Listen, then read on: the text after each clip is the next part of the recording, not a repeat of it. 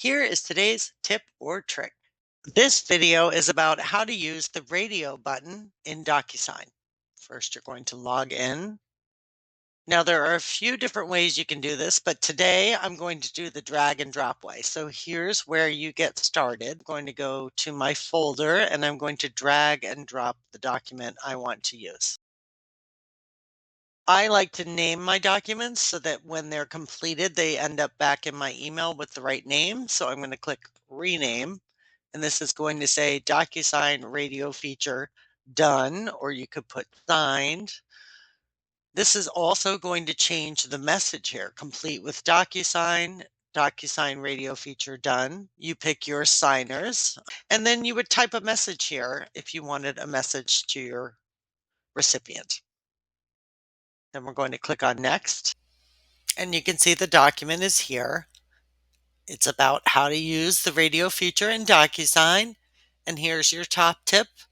The radio button is for a choice or choices. This forces the recipient, whomever you're sending it to make one choice.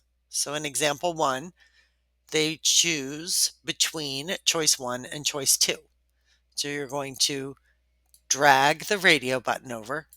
And as you can see, it automatically gives you two buttons. I'm going to reposition this one just to make sure it's in the box. This is because it is forcing your recipient to choose either one or two. They cannot finish the envelope until they've finalized a choice of one or the other. Now, in this example, the recipient has four choices. So you're going to do the same thing. You're going to drag and drop the radio button. It's going to give you two because, again, you have to choose.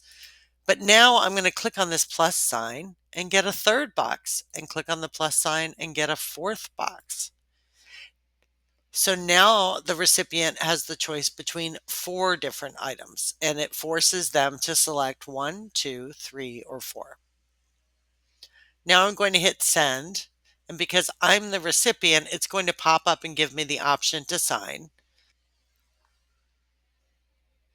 and continue.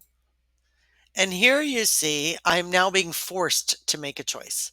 Choice one, oh, nope, change my mind. Let's do choice two, and it's going to unselect choice one. Now we're going to scroll down to this second example where you get to choose between four things, and I'm going to pick number two, but now I'm going to change my mind and choose number four. And you can see by choosing four, it unchose two. Now I'm going to click finish so that I can show you the finalized document. Now let's go look at this document.